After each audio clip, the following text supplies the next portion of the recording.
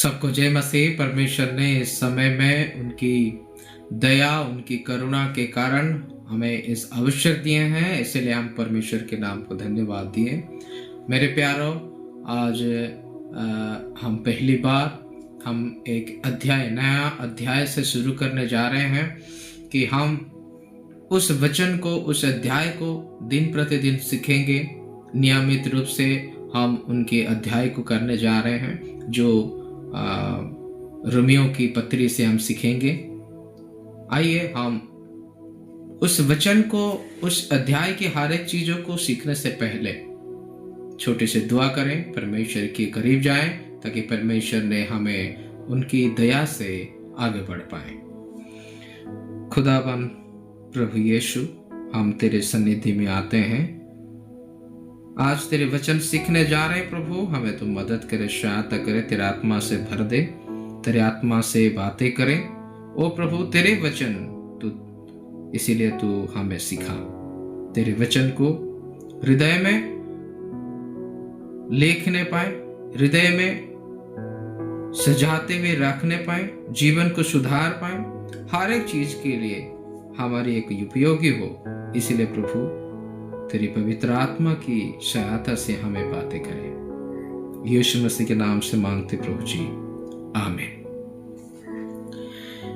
मेरे प्यारों, सबसे पहले हम इस रोमियो की पत्री को जब हम देखते हैं, रोमियो की पत्री में बहुत सारे बातें हैं और इस पत्री की इंट्रोडक्शन को जब हम देखते हैं उस समय में यह पत्री पौलुस के द्वारा लिखी गई है। और इस पत्री को जब देखने के समय में यहाँ पे खास तौर पर सुसमाचार की सामर्थ्य को यहाँ देख रहे हैं और परमेश्वर की सामर्थ्य को भी हम यहाँ देख रहे हैं।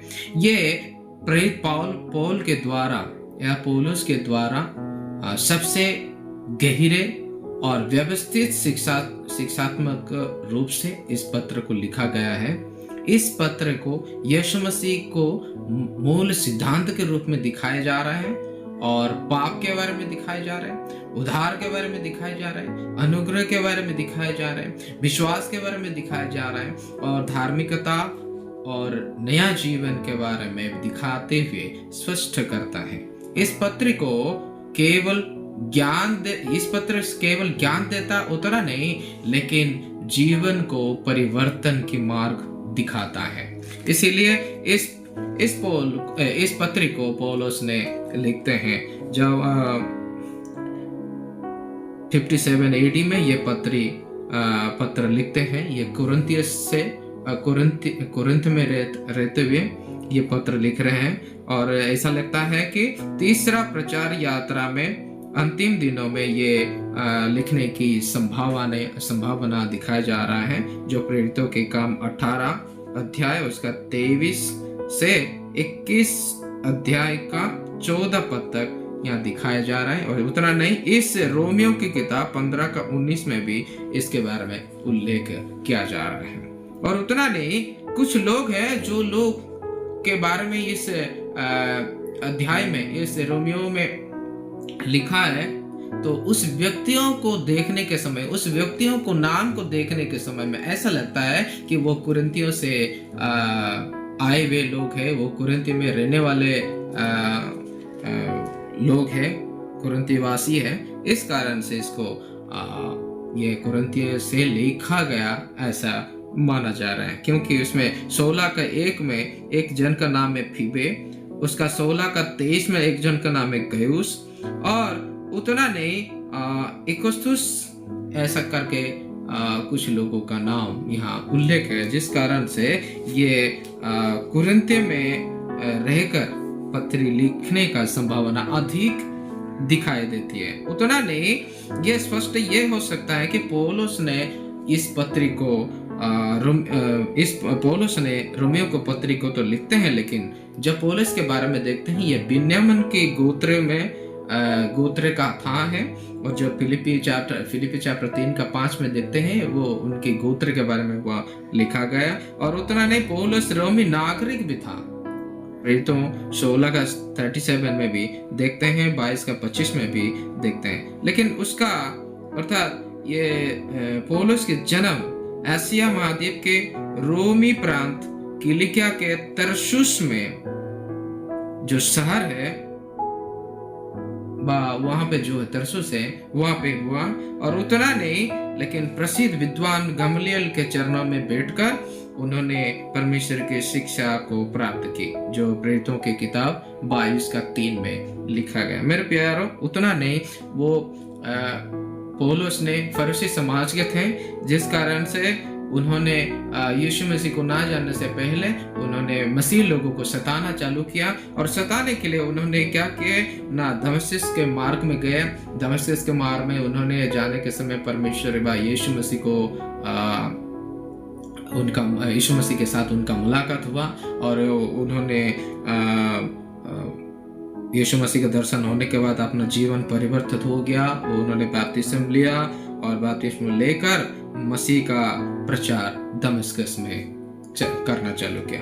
जब दमिश्क में प्रचार करता रहा तो उस समय में दमिश्क में उनके ऊपर में जान की खतरा जब उत्पन्न हो गया, उस समय में पौलुस ने अरबा मरुस्थल में 3 वर्ष व्यतीत किए। उस 3 वर्ष व्यतीत करने के समय में परमेश्वर के प्रकाशनों को उन्होंने प्राप्त की, और इसके बाद 3 प्रचार यात्राओं के द्वारा आसिया और यूरोप के देश में सुसमाचार प्रचार के लिए परमेश्वर ने पौलुस को बहुत बड़ी रीति से, एक अद्भुत रीति से उपयोग किया। और उतना नहीं, यहूदियों ने उस पर दोष लगा के उनको क्या किया, उनका ऊपर मुकदमा चालू किए और उनको रोम के मुकदमा में चलाने के लिए ले गए। और उतना नहीं, रोम में ऐसे उनके ऊपर केस सब डालने के बाद कुछ समय तक उनको फ्री छोड़ दिए। फ्री छोड़ने के 65 से लेकर 67 में फिर उनको पकड़ लेते हैं और उनको फिर मार डालते हैं, जो 2 तीमुथियुस 4:6 में हर एक बातों को वहां दिखाया जा रहा है। रोम में जो कलीसिया है, जो रोम में जो अभी ये कलीसिया है, उसका विश्वासी और सब लोग प्रभु में आराधना करे, उस कलीसिया को पौलुस ने नहीं बनाया था, उन्होंने स्थापना नहीं की थी। ऐसा लगता है जब पिंतकुस्त के दिन में यरूशलेम में जिन लोगों ने विश्वास किए थे, उन्होंने रोम लौटकर कलीसिया की स्थापना की होगी, ये ऐसा लगता है। और उतना नहीं, ऐसा भी लगता है फिर आसिया और मैकेडोनिया और ग्रीक में पौलुस के द्वारा स्थापित कलीसिया के लोग जब देशांतर के दौरान रोम भी आए होंगे, उसी समय में उन्होंने ऐसा लगता है कि उन लोगों ने इस कलीसिया को स्थापना की होगी। इसीलिए अधिकतर विश्वासी, वहां पे जितने भी विश्वासी, अधिकतर विश्वासी अन्य जाति के थे, और वो लोग अन्य जाति के द्वारा प्रभु में आए थे। और उतना नहीं, और ऐसा लगता है कि वहां पे भी यहूदी भी थे जब, तो ये दोनों की यहूदी और अन्य जाति के ज्यादातर वहां होने के नाते वहां पे प्रभु की जो सेवकाई बढ़ा। लेकिन जब ये रोम साम्राज्य के बारे में देखते हैं, रोम शहर के बारे में जब देखते हैं, इसका राजधानी रोमियों की जो रोमी साम्राज्य का राजधानी रोम ही था। इसका जो राजधानी स्थापना करने को वो 753 में हुई थी, और ये भूमध्य सागर के 24 किलोमीटर दूर और भीतर टेबर नदी के तट पर यह शहर बसा हुआ था। जब पौलुस के समय इस महानगर की जनसंख्या 10 लाख थी, जो उसका और अनेक वर्ष पुराने इस कलीसिया को पौलुस पत्र लिखता है। और इस कलीसिया को प्रेरित द्वारा शिक्षा प्राप्त करने का अवसर तो नहीं मिला, इसीलिए रोम के विश्वासियों को सुसमाचार का महान सच्चाइयां समझाने के उद्देश्य में पौलुस ने ये पत्र को लिखता है।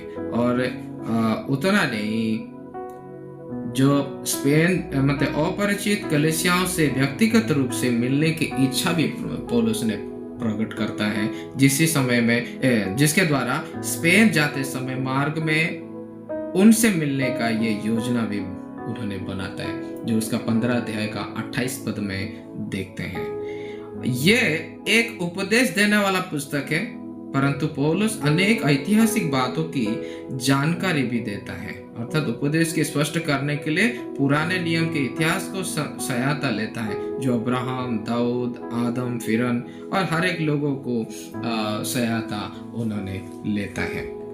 इसका मतलब हम जाने कि पौलुस के द्वारा ये लिखी गई एक गहरी व्यवस्थित शिक्षात्मक पत्र है, और ये पौलुस ने खुद लिखे हैं, और ये कुरिन्थियों में रहकर उन्होंने लिखे हैं, और ये भी जाने कि लिखने का समय भी AD 57 में है। लेकिन इस किताब को प्राप्त करने वाले या इस पत्र को प्राप्त करने वाले लोग सब रोम के कलीसिया वासी है या कलीसिया के रहने वाले विश्वासी हैं, जो अधिकतर अन्य जाति और यहूदी थे। इससे हमें यह पता चलता है कि जब उसका लेखक का पृष्ठभूमि को देखने के समय में हमें यह समझ में आ जाता है कि परमेश्वर पौलुस को अन्य जाति के लिए प्रेरित ठहराया और सुसमाचार को संसार के केंद्र तक, रोम जो है वहां तक पहुंचाने के लिए उन्होंने उनको प्रेरित ठहराया था।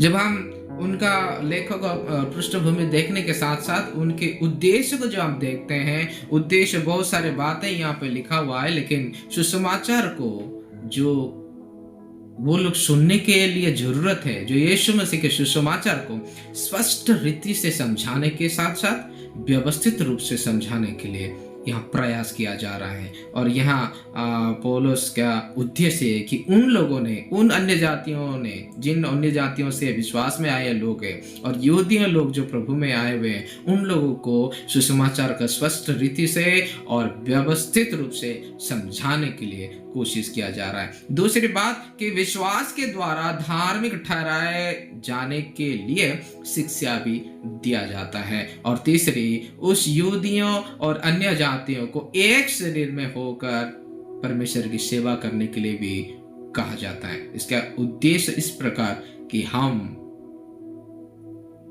या उधार पाने का है, तो खास तौर पर उस उधार किसी जाति, व्यवस्था या किसी कर्म के द्वारा मिलता नहीं। अगर मिलेगा, केवल यीशु मसीह के ऊपर विश्वास करने के द्वारा उद्धार मिलेगा। मेरे प्यारों, जब हम इस अध्याय को देखते हैं उसका कुछ ऐसे बातें हैं जो मुख्य विषय हो जाता है कि इसमें उद्देश्य को देखा, लेकिन विषय क्या है, इसमें उसका सेंट्रल थीम क्या चीज है जो हमें जानना जरूरी है। इसमें ऐसा है, मुख्य विषय यह है कि विश्वास द्वारा धार्मिकता की प्राप्ति, जस्टिफिकेशन बाय फेथ। जब सुसमाचार को सामर्थ को यहाँ देखते हैं, उस समय में वो सामर्थ उद्धार के लिए, परमेश्वर की धार्मिकता को जब देखते हैं, वो विश्वास के द्वारा प्रमाणित किया जाता है। 16 और 17 पद को देखने के समय में वो हमें समझाया जाता है और समझने हमें मिलता है। लेकिन जब यह सब पत्री को एक पर्व से आखिरी पर्व तक जब हम देखते हैं, इस पत्र को इस प्रकार से एक स्ट्रक्चर करके रखे हैं, एक संरचना करके, एक लेयर में लिखा हुआ है, जो देखने के समय में परमेश्वर की उस अनुग्रह के से, पवित्र आत्मा के द्वारा, कि परमेश्वर ऐसा कैसे योजना से लिखता है। जब हम उस स्ट्रक्चर को देखते हैं कि सबसे पहले उसका पहला अध्याय 18 पद से 3 अध्याय 20 पद तक पढ़ते हैं, उसमें लेते हैं पाप का समस्या के बारे में देखते हैं। पाप की समस्या यह है कि हम सब दोषी ठहराए चुके हैं। कोई भी ऐसा नहीं है कि जो पाप नहीं किया है वो पापी नहीं है। हम सब पाप से कभी भी वंचित नहीं हुए हैं, हम सब पापी हैं। और उस पाप से बचाने के लिए किसी ने भी हमें सहायता करने वाला नहीं, क्योंकि वचन कहता है सब ने पाप किया, उस परमेश्वर की उस अनुग्रह से रहित हो गए। यानी कि हम सब दोषी ठहरा चुके हैं, हमें दंड मिलना ही है। आखिरी बात यह है कि हम दंड मिलना है, हमें दंड के सिवा कुछ नहीं मिलेगा। लेकिन परमेश्वर की प्रेम हमारे ऊपर आया, जैसे यूहन्ना 3:16 में लिखता है, क्योंकि परमेश्वर ने जगत से ऐसा प्रेम रखा कि वो अपना एकलौता पुत्र दे दिया, ताकि जो कोई उस पर विश्वास करे वो नाश ना हो परंतु अनंत जीवन पाए। तो परमेश्वर का प्रेम हमारे ऊपर उतरा, जिस कारण से हम उस दंड से मुक्त होने के लिए परमेश्वर के अनुग्रह हमारा ऊपर यीशु मसीह वो खुद दुनिया पे आए और हमारे लिए अपना जान दिए। इसीलिए जब रोमियो की किताब 3 अध्याय 21 पद से 5 अध्याय 21 पद तक जब देखते हैं, उद्धार की योजना परमेश्वर बना रहा है। हमारे ऊपर जो दंड था वो दंड को हटाने के लिए परमेश्वर ने योजना बना रहे, उद्धार की योजना बना रहे। कैसे? अनुग्रह के द्वारा। वो अनुग्रह कैसा अनुग्रह? पुत्र यीशु मसीह की हमारे ऊपर अनुग्रह किए। हम उसको पाने के योग्य नहीं, हम उसको उसका लायक नहीं कि हम उनको उस अनुग्रह को हम जान पाए, पहचान पाए, लेकिन उन्होंने हमारे ऊपर अनुग्रह किया। इसीलिए कहता है तुम अनुग्रह के द्वारा धर्मी ठहराए गए हो। मेरे प्यारो, उतना नहीं, जब पाप की समस्या थी, हम सब पापी थे, हम दोषी, सब लोग दोष रहित ना रहकर हम सब दंड पाने के योग्य थे, हम दोषी थे। उस समय परमेश्वर ने उद्धार की योजना बनाई, वो हमारे ऊपर अनुग्रह किए, यीशु मसीह को दिए। जब हम यीशु मसीह के ऊपर विश्वास किए तो हम उद्धार तो मिला, लेकिन कहता है तुम्हारा जीवन पवित्र होना जरूरी है। बिना पवित्र जीवन जिए तुम यीशु मसीह से नया जीवन पा नहीं सकते। इसीलिए उसका रोमियो की किताब 6 अध्याय से 8 अध्याय शब्द जब देखते हैं, वो पवित्र जीवन जीने के लिए सलाह दे रहे हैं, और यीशु मसीह में नया जीवन किस रीति से मिलेगा वहां लिखा जा रहा है। और उतना नहीं, पवित्र जीवन जीने के साथ साथ यीशु मसीह में नया जीवन जब मिलते हैं, और परमेश्वर ने किस रीति से इजराइल लोगों को और बचाने के लिए हर एक परिस्थिति में उनके जो भविष्यद्वक्ताओं, उनके दासों को परमेश्वर ने भेजता है इस्राएल लोगों के पास, वो परमेश्वर के हर एक जो योजना के बारे में वहां लिखा गया, जो रोमियो की किताब उसका 9 अध्याय से 11 अध्याय तक, कि वो पौलुस ने वहां सहायता लेते हैं इस्राएल के बारे में और परमेश्वर की योजना के बारे में, पुराने नियम की इतिहास को वहां से आते लेते हैं। उतना नहीं, व्यवहारिक मसीह जीवन किस रीति से जिए ये भी उन्होंने यहाँ लिखते हैं, जो रोमियो की किताब 12 अध्याय से 15 अध्याय तक देखते हैं। मेरे प्यारो, और उतना नहीं, जब हम इस अध्याय को और गहरे रीति से जब देखते हैं, यहाँ पे पौलुस ने ईश्वरीय ज्ञान को, जिन बातों का वर्णन पौलुस ने करता है, वो इस रीति से करता है कि आध्यात्मिक नेतृत्व, जो पहला अध्याय 8 से 15, पापी मनुष्य के प्रति परमेश्वर का क्रोध, पहला अध्याय उसका 18 पद से 32 है, परमेश्वर के न्याय के नियम, दूसरा अध्याय 1 से 16, पाप की पहचान 3 अध्याय 9 से 20, विश्वास से धार्मिकता 3 अध्याय 21 से लेकर 4 अध्याय 25 पद तक, उद्धार की स्थिरता 5 अध्याय 1 से लेकर 11 तक, आदम के पाप का बदला व 5 अध्याय 12 से 21 तक, शुद्धिकरण के बारे में अध्याय 6 से लेकर अध्याय 8 तक, विश्वासियों का उत्तरदायित्व के बारे में लिखता है अध्याय 13 से 1 पद से अध्याय 15 का 12 तक। तो ये सब बातें को जब देखने के समय में इस प्रकार के बहुत सारे संरचना व स्ट्रक्चर पौलुस ने रोम में रहने वाले उस विश्वासियों के लिए लिखता है, जो सही रीति से परमेश्वर की जो सुसमाचार को समझने के लिए नहीं थे, क्योंकि प्रेरित पौल या प्रेरितों के द्वारा किसी रीति से उन लोगों ने प्रभु में आए नहीं थे। इस कारण से इस प्रकार के स्ट्रक्चर, इस प्रकार की संरचना पौलुस ने करता उन लोगों के लिए। लेकिन आज की कलीसिया के लिए इस रोमियो की किताब हमें क्या संदेश देता है? क्या है जो हमें जानना जरूरी है? क्या है जो हम सब लोग इस वचन को जानने के लिए चाहिए? यह है कि पहली बात उसका 1:16 में लिखता है कि मैं सुसमाचार से नहीं लजाता, यानी कि सुसमाचार के लिए हम लज्जित ना हो। बहुत सारे लोग अपना पड़ोस वाले को, अपना घर के आसपास में पास में रहने वाले भाई लोगों से सुसमाचार सुनाने के लिए वो लोग लज्जित हो जाते हैं। शायद मैं बोलने से वो मुझे क्रिश्चियनी बोल देगा, शायद मैं बोलने से वो मुझे अलग सोचेगा। ये विचार रखते हुए वो लोग अपना पड़ोसी वाले को भी नहीं बोलते और गांव-गांव में जाके सुसमाचार बोलने का तो दूर।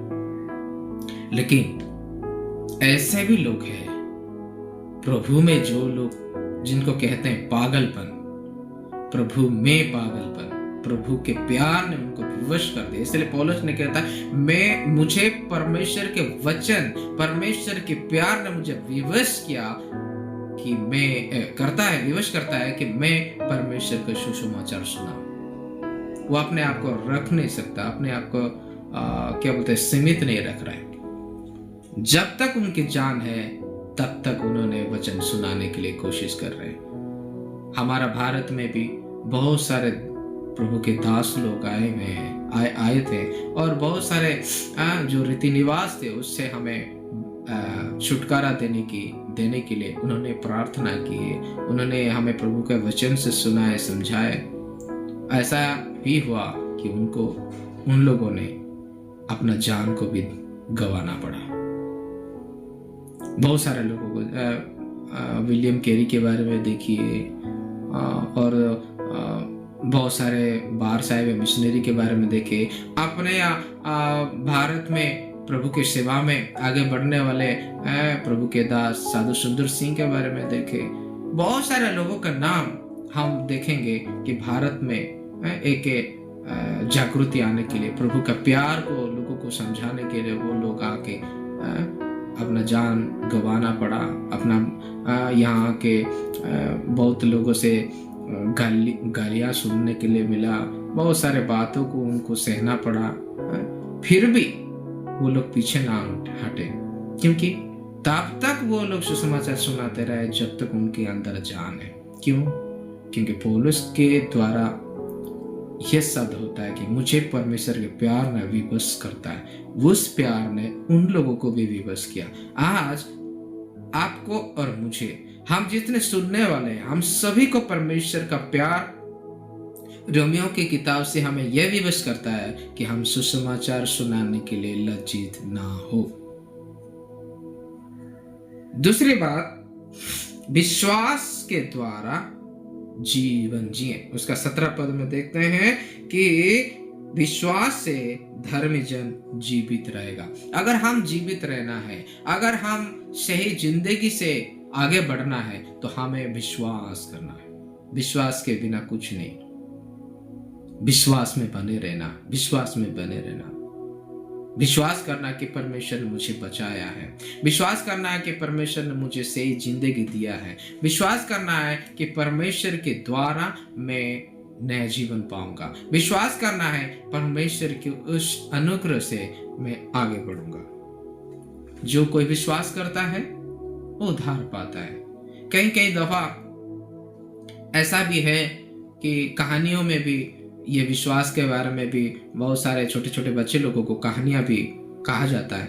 एक बंदा था, एक लड़का था जो गाय बैल चराता था। उन्होंने एक दिन जंगल की ओर गया और जाते वक्त वहाँ जब चराने के समय में सब गाय बैल चर रहे हैं उन्होंने पेड़ का ऊपर बैठ के आराम से सोता था। कहीं भी अगर कुछ खाना लिया होगा तो उसको खा के मस्ती में जिंदगी जी रहा था। लेकिन एक दिन उन्होंने ऐसा सोचा, क्या मैं कुछ ऐसा हरकत करूं जिस हरकत से मेरे बातों को गांव के लोग विश्वास करेंगे क्या। यह सोच के उन्होंने एक दिन जब गाय बैल जंगल में चर रहे हैं और गाय बैल के पास में उन्होंने जब पेड़ का ऊपर में बैठे लेटते हुए उन्होंने चिल्लाते चिल्लाते बहुत बड़ी जोर से चिल्ला के बोला, मुझे बचाओ, मुझे बचाओ, मुझे बचाओ, मुझे यहाँ की जो टाइगर है मुझे आके पकड़ा है और मुझे खाने वाला है, मुझे बचाओ, मुझे बचाओ, मुझे बचाओ। इनकी आवाज गांव में रहने वाले लोगों के ऊपर पड़ा तो उन्होंने सोचा, अरे ये नन्हा सा जो लड़का जो हमारा गाय बैल चराता है वो इतना जोर से चिल्ला रहा है कि मुझे बचाओ, मुझे बचाओ, टाइगर ने मुझे खाने वाला है, मुझे बचाओ। तो सब लोग लट्ठी पकड़े, कोई तलवार पकड़े, ऐसा करके दौड़ के गए। सब लोग जब देख रहे हैं गाय बैल अच्छे से चर रहे हैं, इन्होंने पेड़ के ऊपर में आराम से बैठ के वो चिल्ला रहा है, इनको देख के वो हंस रहा है कि चलो मेरी बात को तुम मान गए, मैं तुम लोगों को बेवकूफ बनाया। ऐसा कुछ दिन जाने के बाद जब एक दिन इस भाई ने गाय बैल चरा रहा है, पेड़ के ऊपर में उन्होंने बैठा है, उस समय में एक टाइगर सचमुच आ गया। उस समय में वो फिर से जोर से चिल्लाया, मुझे सच बचाओ, मुझे बचाओ, टाइगर आया, मुझे खाने वाला है, बचाओ। लेकिन लोगों ने उनकी आवाज को तो सुना, वो कौन है, कौन चिल्ला रहा है ये तो जाना, लेकिन विश्वास नहीं किए क्योंकि उन्होंने पहले धोखा दिया था, ठगा था। इसलिए लोगों ने उनकी बातों को विश्वास नहीं किए और आखिरकार टाइगर ने उस बंदा को खा गया।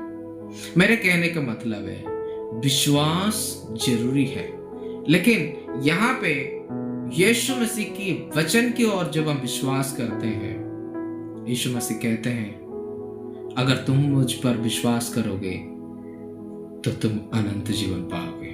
इसलिए यूहन्ना 1:12 में लिखता है, जितने लोग उनके ऊपर विश्वास किए, जितने लोग उनको ग्रहण किए, उन लोगों को परमेश्वर के संतान होने के अधिकार दिए। अधिकार यानी कि अपना बेटे बना दिया।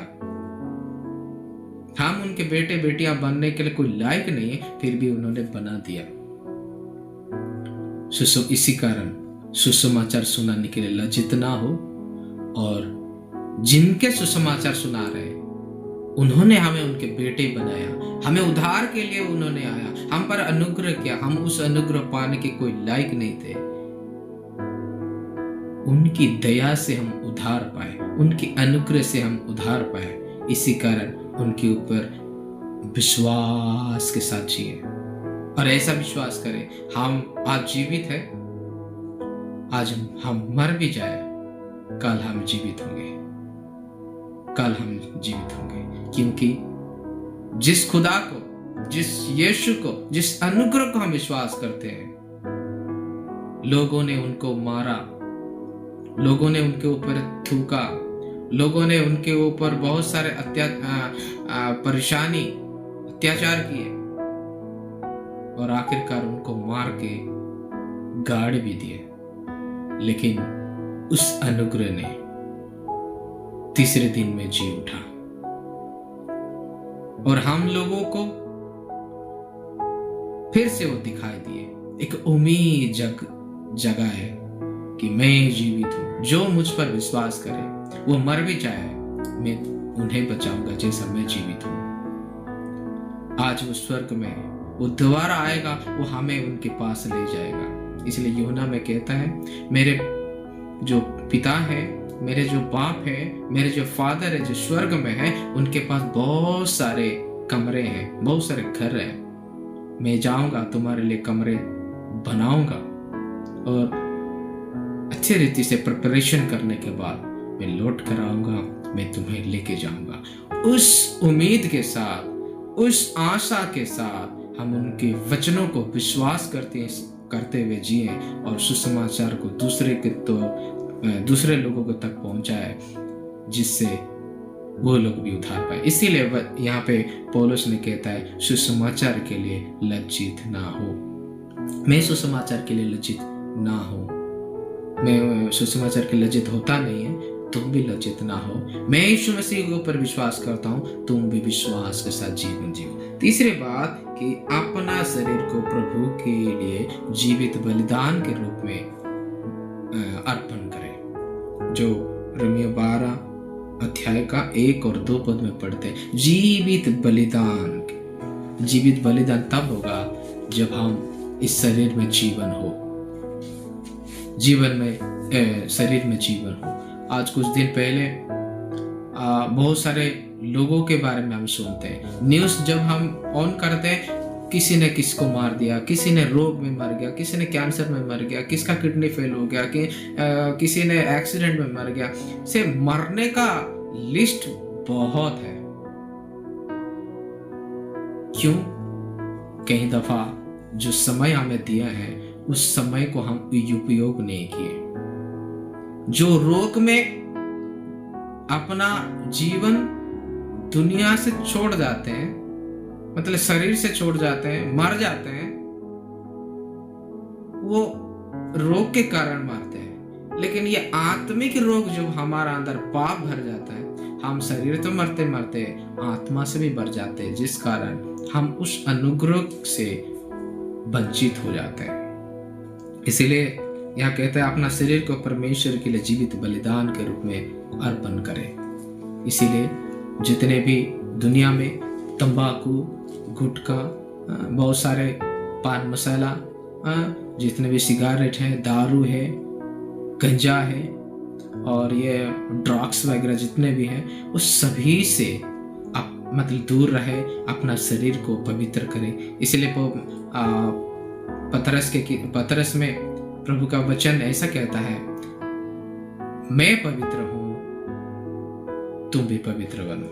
परमेश्वर का वचन कितने अच्छे रीति से परमेश्वर का वचन कहता है, मैं पवित्र हूं, तुम भी पवित्र बनो। अगर हमें पवित्र बनना है तो हमें उस अपवित्रता की चीजों से परे होना है, उस अपवित्रता चीजों से दूर रहना है, जिसके कारण हम पवित्र बन सके।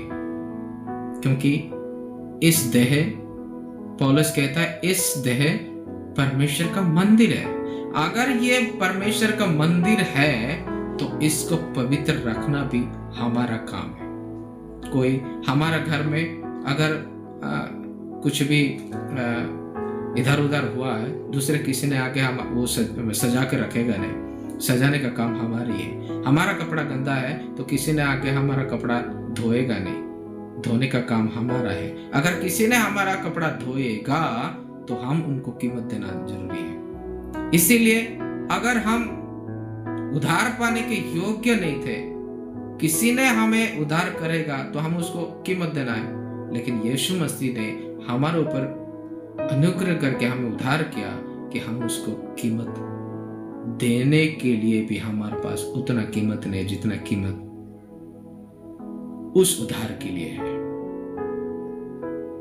मेरे प्यारों, ऐसा प्यार संसार के लिए, ऐसा अनुग्रह आपके और मेरे लिए परमेश्वर ने किया।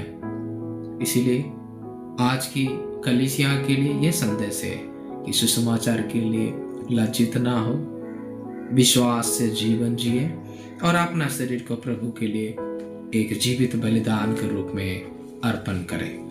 और ये पूरे अध्याय को जब हम पढ़ने के समय में, रोमियो की जो इस इंट्रोडक्शन की हर एक बातों को हम देखने के समय में, ये रोमियो के पत्री हमें यह शिक्षा देता है कि उधार संपूर्ण रीति से परमेश्वर के अनुग्रह के कार्य है।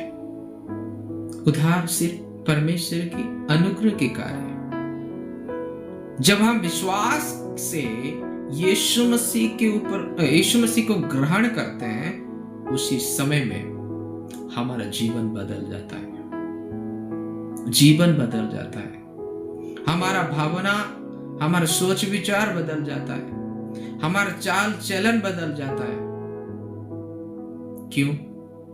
क्योंकि बदलने वाला वचन है, बदलने वाला परमेश्वर है, बदलने वाला यीशु है। जीवन बदल जाएगा, सोच विचार बदल जाएगा, हमारा चाल चलन बदल जाएगा। इसीलिए परमेश्वर के वचन ऐसा लिखा है, हे पत्नियों, तुम्हारा भले काम और तुम्हारा अच्छे बातों से तुम्हारा पति जो कठोर भाव से जी रहा है वो तुम्हें देखकर वो बदल जाए। इसीलिए तुम अच्छे वेश पोशाक से, अच्छे सोने गहने पहनने से, अच्छे अपने आप को सजाने से नहीं, लेकिन सरल और एक नम्र सा के हृदय के साथ अपने आप को सजावट में रखो, जो परमेश्वर के वचन से, यीशु मसीह के अनुग्रह से मिलता है। तब तुम्हारा पति वो देखकर तुम्हारा ये सब बातों से वो बदल जाए। इसीलिए एक बात स्पष्ट है, यीशु मसीह के ऊपर विश्वास करके उनको ग्रहण करने से हमारा जीवन बदल जाएगा, हमारा चाल चलन बदल जाएगा, हमारा सोच विचार बदल जाएगा। क्योंकि ये सब जो हमें उद्धार के लिए परमेश्वर जो योजना बनाए, संपूर्ण रीति से परमेश्वर का एक अनुग्रह का कार्य है। इसीलिए 1:16 में ऐसा लिखा है, क्योंकि मैं सुसमाचार से नहीं लजाता, इसीलिए कि वो हर एक विश्वास करने वाले के लिए, पहले तो यहूदी फिर यूनानी के लिए उद्धार के निमित्त परमेश्वर की सामर्थ्य है, परमेश्वर की सामर्थ्य है। आज इस रोमियो की पहला एपिसोड में हम ये देखें कि उद्धार संपूर्ण रीति परमेश्वर की एक कार्य है। उद्धार संपूर्ण रीति से परमेश्वर की अनुग्रह है, और जितने लोगों ने यीशु मसीह के ऊपर विश्वास करेंगे, ग्रहण करेंगे, उन लोग का जीवन, उन लोगों का सोच विचार, उन लोगों का चाल चलन बदल जाएगा। और इस अध्याय को देखने के समय में परमेश्वर पौलुस को या पौल को अन्य जाति के लिए प्रेरित ठहराया, ताकि सुसमाचार को संसार के केंद्र रोम तक पहुंचाए।